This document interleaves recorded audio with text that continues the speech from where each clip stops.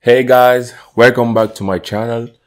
Aujourd'hui, on va faire un petit tour de nos joueurs et de ce qu'on peut en faire. On commence par parler rapidement de Ousmane Dembélé après le générique.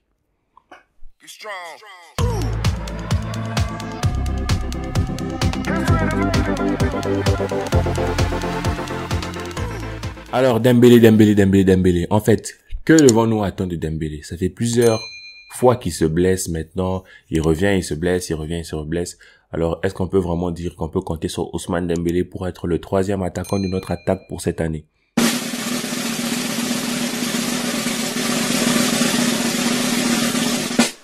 Oui et non.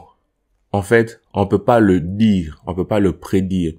Parce que Ousmane, il y avait une période où il était vraiment revenu en forme et tout, il s'est blessé de moins en moins, il a travaillé, on sent même qu'il a mûri dans sa tête, mais il s'est reblessé. Le problème avec Dembélé, c'est que je sais pas s'il est plutôt de constitution fragile ou quoi, un peu comme Gourcuff ou je sais pas quoi, il y avait un joueur français comme ça qui disait qu'il allait arrêter le sport. Non, en fait, c'était Coman en fait, Coman, oui.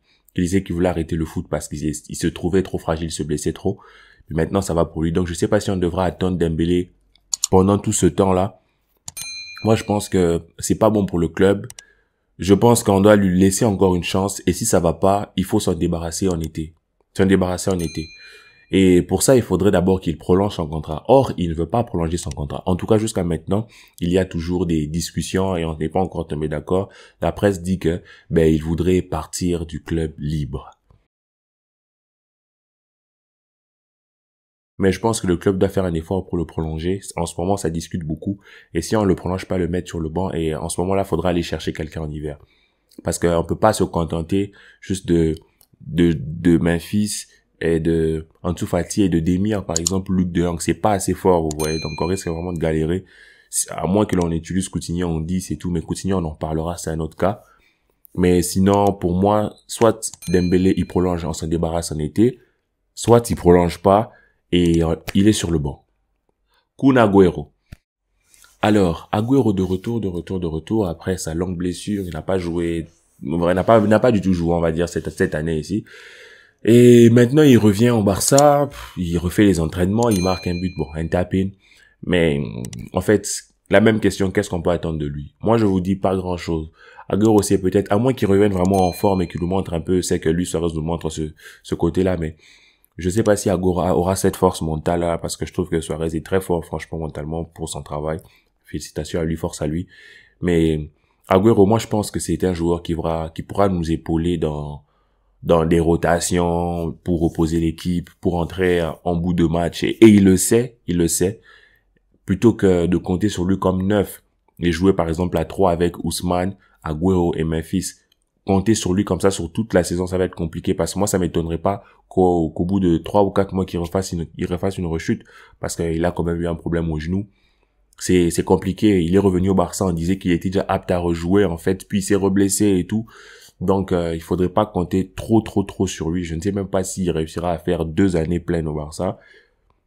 Il était un peu venu pour finir un peu avec Messi, mais ça a un peu capoté. Donc je pense à un moment donné, il va se pointer, il va se déplacer, il ira en MLS. Après avoir parlé de Dembélé et de son contrat, maintenant on parle de Pedri qui lui a prolongé et ça s'est fait super rapidement. Il prolonge jusqu'en 2026, lié au club jusqu'en 2026. Les détails de son contrat n'ont pas encore été révélés, mais sa clause libératoire est à 1 milliard, la plus grosse clause de l'histoire du club.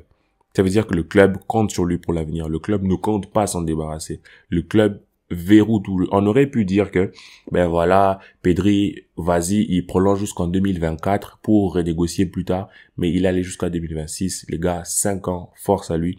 Vraiment, gros respect à ce gamin. Il n'a pas encore le permis. Déjà nominé pour les ballons d'or, pour le titre de ballon d'or.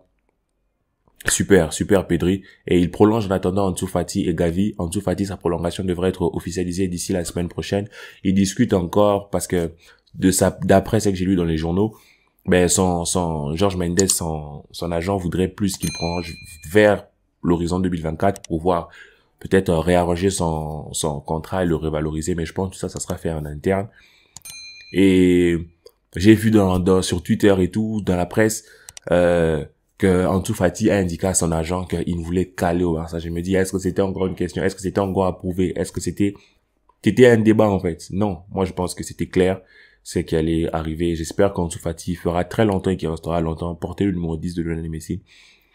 Forcément, il faudra être fort dans le temps et j'espère pour lui que ça marchera. Et Gavi, je pense Gavi, ça sera encore moins problématique que les deux premiers, parce que on sent qu'il a l'ADN du Barça, il veut rester au Barça et il va prolonger aussi, mais en attendant, on continuera de profiter de lui. On passe au prochain joueur, Roberto. Alors le contrat de Roberto pour l'instant, sa prolongation est en stand-by. Les 4 capitaines sont passés par des prolongations ou plutôt ils ont réorganisé en fait leur contrat pour avoir des baisses de salaire. Mais lui aussi, on lui a proposé une baisse de salaire de 30%. Puis le club a rétro-pédalé et se dit qu'en fait finalement il n'est pas si indispensable que ça. On lui a proposé 40% voire 50%. Et maintenant, stand-by. Son agent n'a pas reparlé avec le club et selon les rumeurs, le club n'estime pas qu'il soit indispensable. Peut-être qu'ils vont s'en débarrasser. Moi, je voudrais qu'on s'en débarrasse. Pourquoi? Parce que Sergio Roberto, il est gentil, il est bien, il est cool, il est poli, tout ça, ok, mais franchement, on prend pas la personne la mieux éduquée pour jouer au Barça. On n'a pas besoin de ça. Regardez Haaland, des fois il est très insolent même avec ses propres supporters. Des fois, il est peut-être pas très fair play, pardon, mais tous les clubs veulent l'avoir. C'est-à-dire, on a besoin de tes compétences sur le terrain. Et malheureusement, Sergio Roberto, c'est pas un joueur qui apporte quelque chose.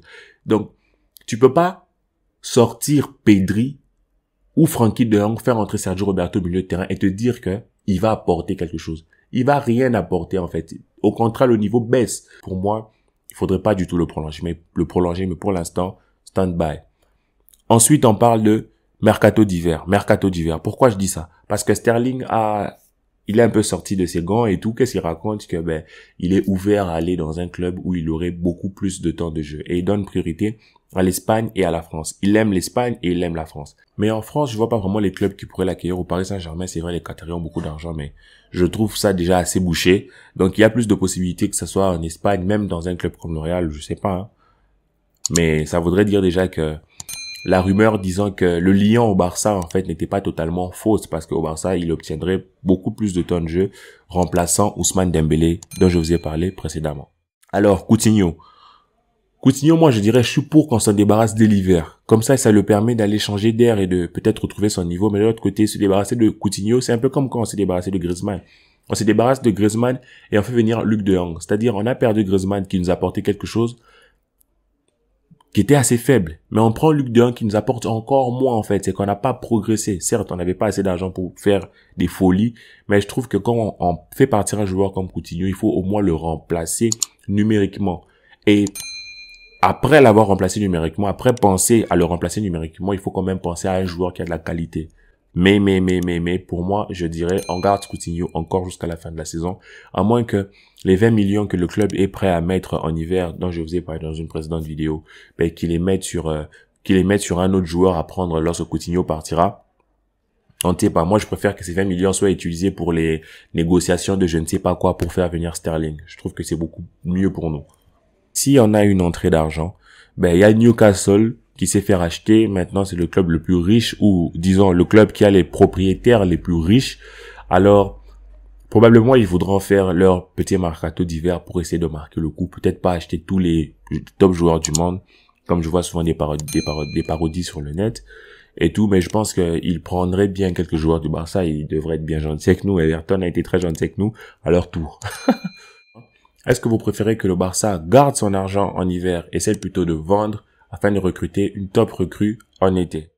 Alors dites-moi ça en commentaire et on se revoit pour la prochaine vidéo. Ciao la famille. Visca Barça.